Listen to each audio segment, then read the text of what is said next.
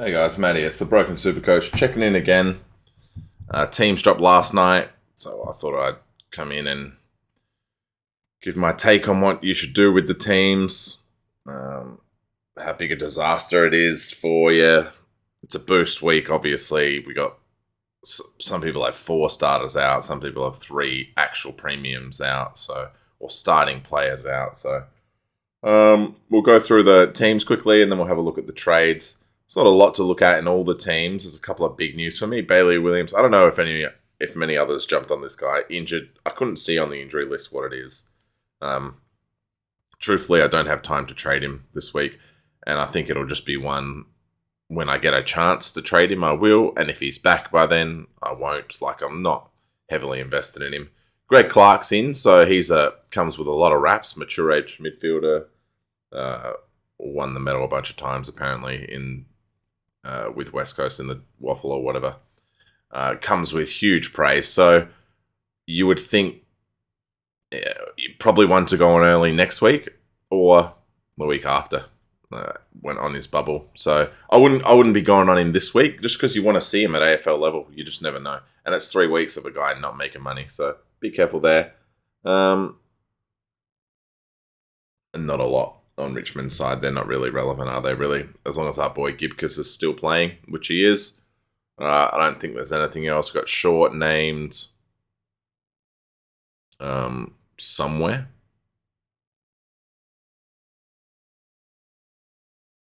Somewhere here. Oh, yeah. Named right in the middle, too. So that's interesting. Don't know about that. But, yeah, that's them. There's not really anything to look at there. So, yeah, Geelong and Fremantle, no changes for Geelong, which means Guy de Coningen's still ticking along for points, which is very handy this week considering the amount of movements we've got. Darcy injured again, so if you've currently got Darcy in the ruck and you've managed to hold him for this long, you might as well keep holding. But, man, I would be off this ride if I could. If I was a Sean Darcy owner. I got off in round 1 because there was or in pre-season essentially, because I wasn't going to take this crap, and you shouldn't either as a owner. But yeah, Taberner, not relevant. Meek's probably got more total points than Darcy, if I'm honest.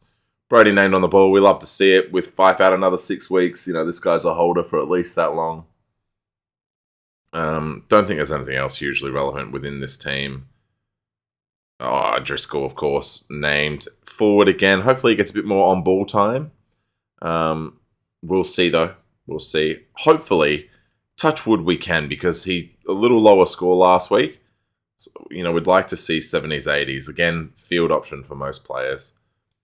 Crows have made no changes, so that again means that Hinge is not playing. He's also probably a big risk to be the sub this week, because Pedlar's done it recently, Cook's done it recently. Oh, Cook's playing, but he's...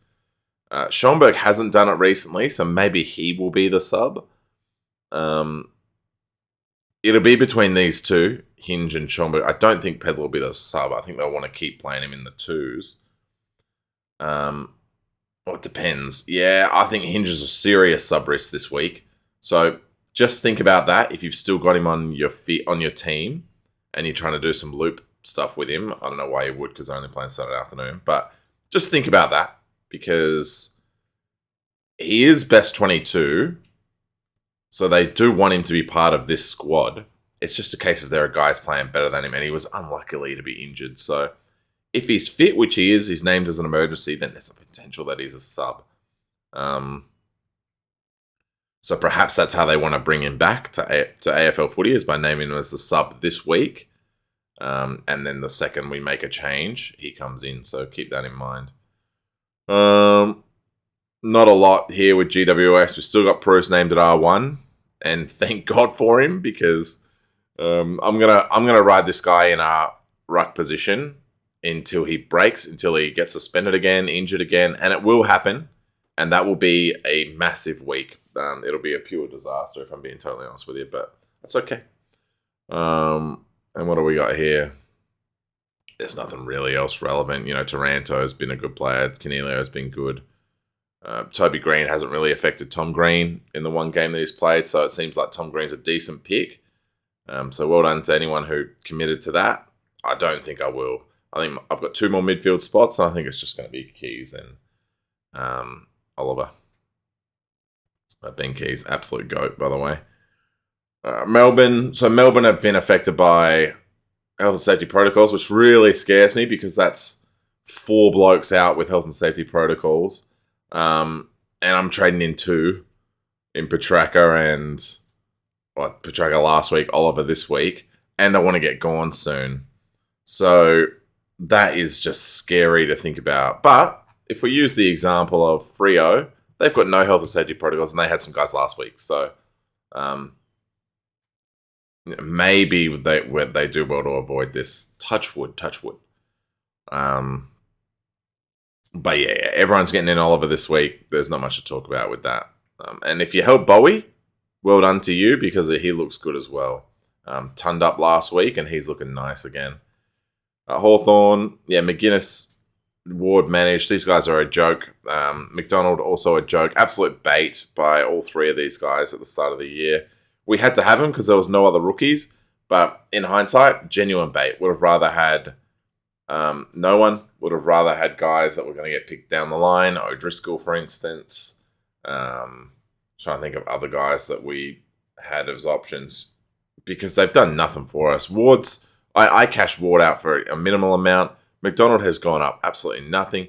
McGuinness, laughable. So, they're reliable points on the bench, but they're reliable 40s, 30s. So, yeah, that's my thoughts on these guys. Sicily named at halfback. Ideally, I'd like to get Sicily in this week. It's going to be a big part of whether or not Rosas plays, but ideally, I'd like to get him in. So we'll see what happens there. Just sipping on coffee, don't mind me. So St Kilda, huge. Obviously the news, Jack Hayes, that sucks. Ryder's back. Marshall's out as well. So if you had Marshall in your ruck position, I think it's a week. I think he was listed as test, in fact. So you're probably safe to hold because we've got Sam Hayes for another 12 weeks. So I assume you've got him or Bruce. If you're running, and with Grundy out, it's just how do you do it? How do you shuffle it? But if you've got Marshall, you have to hold, I think, because you're trading Grundy anyway this week, aren't you? Port's made no changes. What would they? They won. They look decent. Sam Hayes, nothing else relevant here at all. A lot of people going on Rosie this week. I don't buy it. I don't buy it at all. Guy's not durable. Prone to put out scores of 40 every now and then.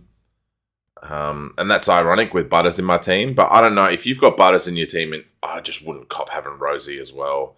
I just couldn't. I wouldn't be able to stomach that if I was in that position. Having Butters and Rosie, they're just both so inconsistent. And I think Butters is the better choice of the two. Yeah, I know. Look, I expect Rosie to score well every now and then. But what do they got? Wines, Boak, Farrell, Drew. Yeah, Rosie and Butters. I think the inclusion of Farrell has really hurt Butters' scoring. And Rosie, for some reason, is going in. There's potential that Butters is still carrying that injury, but we have to hold him. I just wouldn't cop this. I just couldn't do it. But feel free to, if you want. I just think you're really opening yourself. Oh, and Robbie Gray, so who's listed as injured, but he's playing. And Sam Powell-Pepper. So, there's a lot of rotations through those midfields, so there's a real risk that Rosie just doesn't go in there, doesn't score any goals, and you get a 25 from him or something one day. Not a lot here to talk about. Obviously, that Ruckman's out. Tom DeConning is sitting there. Yeah, it's the standard ones. Cripps Hewitt. We love to see him. Doherty's in there.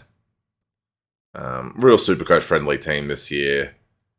It's just a dangerous buy, so try not to have too many Carlton players early. If you've got Hewitt, Cripps, and you're thinking of bringing in, say, a Doherty, you may want to wait because he shares with, I think they share a buy with Steele. They share with a few players. So just keep that in mind if you're looking to bring in Doherty this week. Also, I think $570 is very expensive considering what our ruck line looks like. North Melbourne. So the big one here is Zeri's out for 4 weeks. And I know he's got a low break even, but unless you think he's a keeper, you have to throw him. I'm going to trade him because you can't afford that. I can't afford to sit on this guy for 4 weeks. And the other one I'll talk about is English as well when we get to the Dogs. I can't afford to. You can't afford to hold a money maker for 4 weeks. It's not possible. So he's done great. Somehow Horn Francis lives another day. So I'm not trading Horn Francis this week, and I might regret it. But sometimes, and we do this a lot in Supercoach. Sometimes we trade guys just because we think they're capped out. We did it with Bowie, was a good example. But even last year, some good examples. But there were guys who we traded out right away. As soon as they hit a break even of like 80, 90, we shipped them out. And thinking back, should we hold some of these guys to cover the buy? You know, Horn Francis is a regular 60 to 80 score. If it gets you to a premium, that's cool. But that sort of gets lost if he's got a favourable buy. And I think North do have a nice buy. Maybe it's worth just hoping that Horn Francis gets 100 in the next week or two, and he carries us through the buy. You know, same story with Dacos. You know, people trading out Dacos this week. Let's just hope that maybe just carry him through to the buy. So just hope that he gets a good score in the next week or two. Perez as well. I know a few people went for Perez instead of Rosas. I just didn't want to do it. So here's the big ones. Sunday, you know, Rosas is in. He's listed as a test again for his calf. He's named late on the bench. My trade will be heavily influenced on what happens with this kid here. I think he just comes straight back in because the guy they've got 2 injuries, and the bloke that came in for him, I can't remember who it was now, played extremely poorly. I can't remember who it was. I'm trying to find the name here.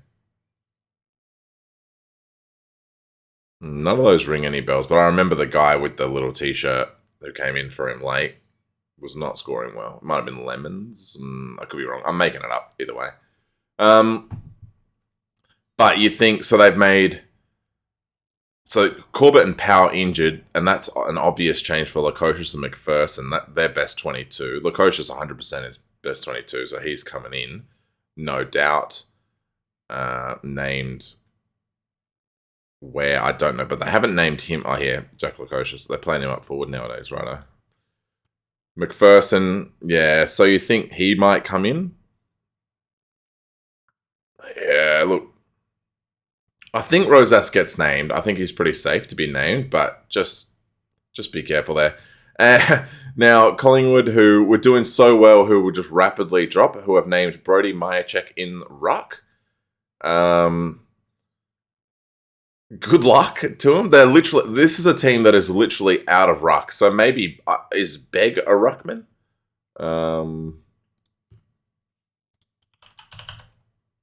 So Begg is a ruckman. So in all seriousness, if they play this lad and he scores decently, we could have ourselves another ruckman to go down to in 3 weeks, which is what I might hold Bailey Williams for, but that gets rid of the ruck forward option. But Begg, very interesting one. The fact that they have refused to name him at R1 is extremely interesting. It obviously don't have a lot of faith in him. I genuinely have never heard of him before. Another one like those Freo Protocol players who were the West Coast Protocol players who genuinely AFL.com name generator. Never heard of him. So if anyone's got any info on Begg, let me know. But with Brody Grundy out basically this season, this could be a nice go down to in 2 weeks. And everything else is the same. Yeah, no, I don't have Crisp anymore. Whatever. Dacos on the wing. That's interesting. Tagoe, I think he's gone. Pat Lips a trap. And I don't think there's much more relevant here. Penderbury, I think, is too expensive as well. And we'll talk about the Dogs too. Ugo Hagen dropped. Yep, he looked terrible on the weekend. Probably needs a bit more time. Put on some size. Steph Martin again named in the ruck. Now they've updated English from 1 to 2 weeks to 3 to 4. So that really worries me because I don't want to have to hold a guy for 575. I get 572. 572. for 4 weeks. I expect it to be available around 10 to 11.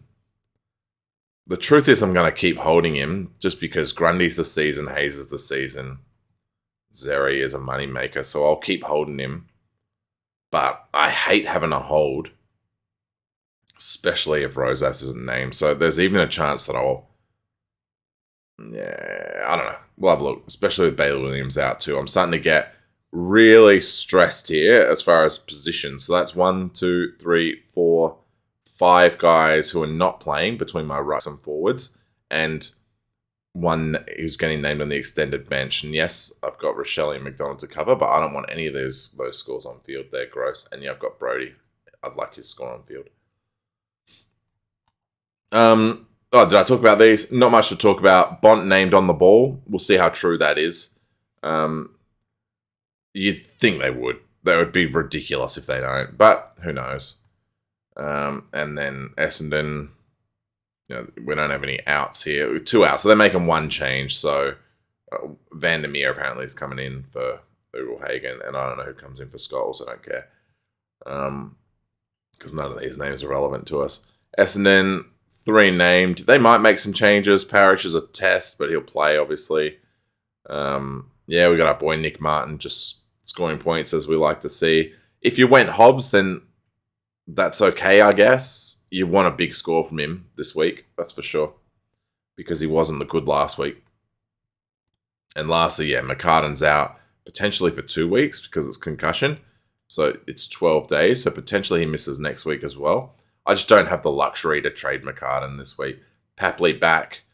These are some big names. Dylan Stevens named on the bench. Gould potentially plays for McCartan. Who have they named in that spot? McInerney, Tom McCartan, Jake Lloyd. So they've sent Tom McCartan back. They haven't really named a replacement, so he'll be on the bench. So we might see Gould, but it just won't be long enough for a trade, if I'm being honest there. I know he's a Supercoach favourite, perennial picked but not picked. Lohman injured, if he picked him, bad luck.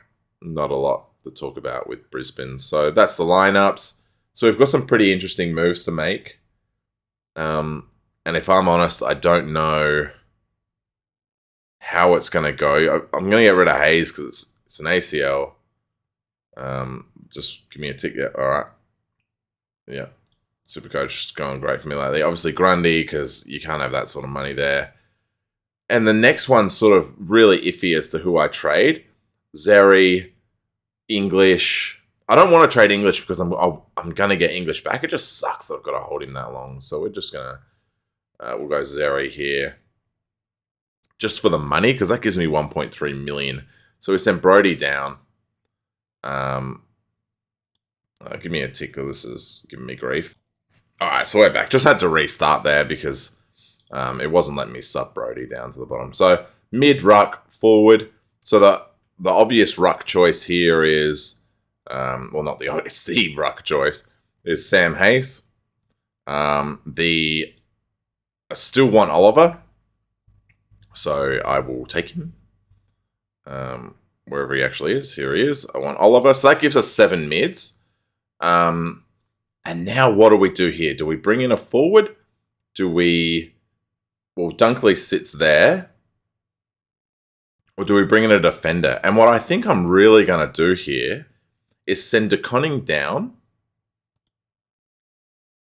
and bring in Sicily. I think that's the choice. I want value picks. Before you ask, no, I don't like Vlosten. I don't think Vlosten is relevant. That's a really risky pick. I think Sicily's the one you've got to chase. I also don't hate the Dawson pick. I want Dawson, in fact, but I think I'll have to wait on him.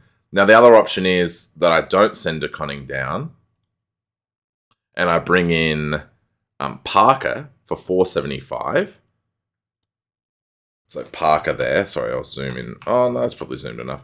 Bring in Parker for 475. But then that commits me to 1, 2, 3, 4, 5. Oh, yeah, because I'm getting rid of Zeri, no longer a keeper. I had assumed Zeri might be a keeper. So Well, that's 6 actually, isn't it? So English, Butters, Cornelio, Parker, Brody, Dunkley. That's my 6 forwards done.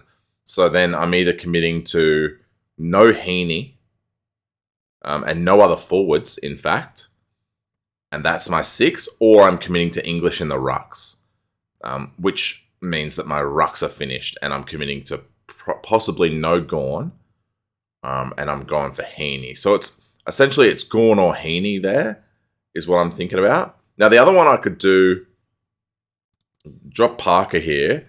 The other one I can do is absolutely suicide my season. Send someone like... This is all assuming Rosas is named, by the way. If Rosas isn't named, then I almost have to go Parker. Like, I don't get a choice, essentially, because I've got... Well, I can drop Rochelle down and hope that Rochelle scores something against GWS and put him on field.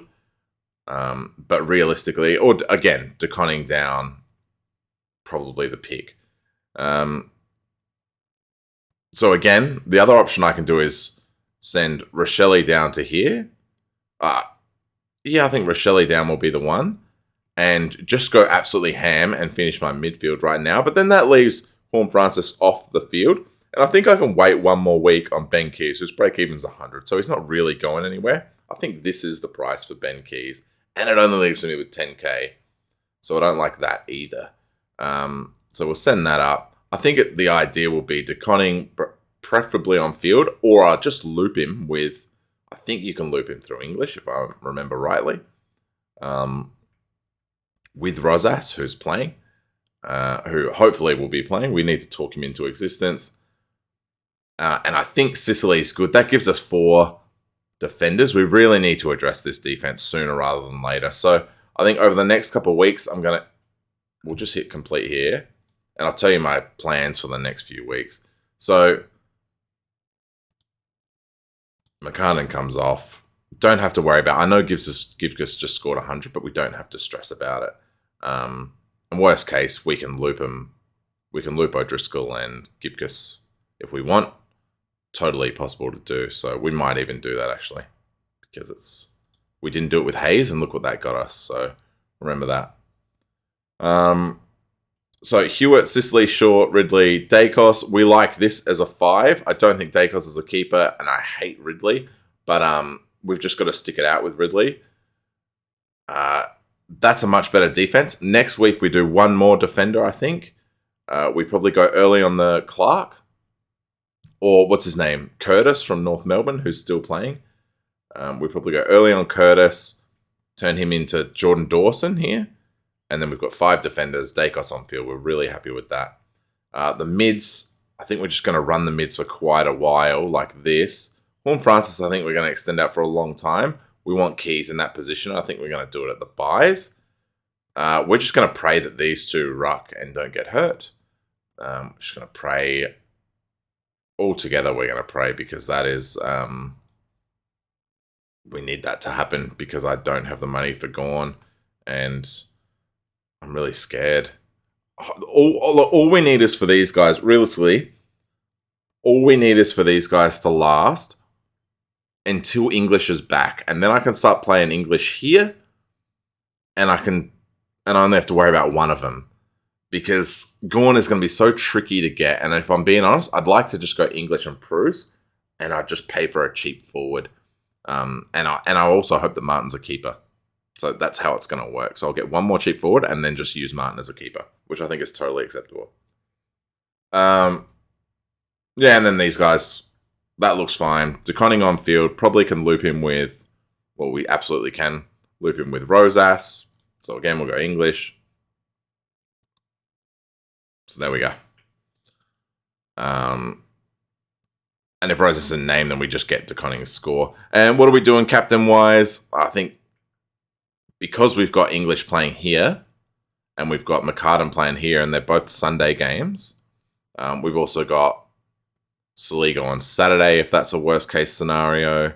We've got Bailey Williams on... Well, he plays Friday, so we can't do anything with him, so that's nice of him to be absolutely useless.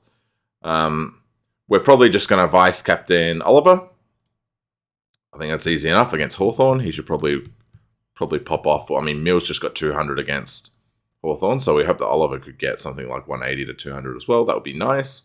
But if he doesn't, then we're just going to slap the C on McRae on the Sunday against Essendon. And that's the captain's choice. And I've been pretty good with captains this week. What's everyone doing? Yeah, just can't afford it. Yeah. Look, I will think about trading English next week because he's an easy step up for me to get Gawn. Gawn with a break-even of 129. If he has a down game, I could easily go English to Gawn next week. And I may need to think about it because 4 weeks for 572 is extremely frustrating. And that allows me to do some interesting things in regards to getting Gawn straight in. Like I could do Gawn this week with Grundy in English if I wanted to. I know it's been a really long video, but I won't do the trade. I won't do it. But I could do some funky stuff, I reckon, getting Gawn in. But I just like these two on field for the time being. All right, anyway, thanks guys. And we'll chat again soon.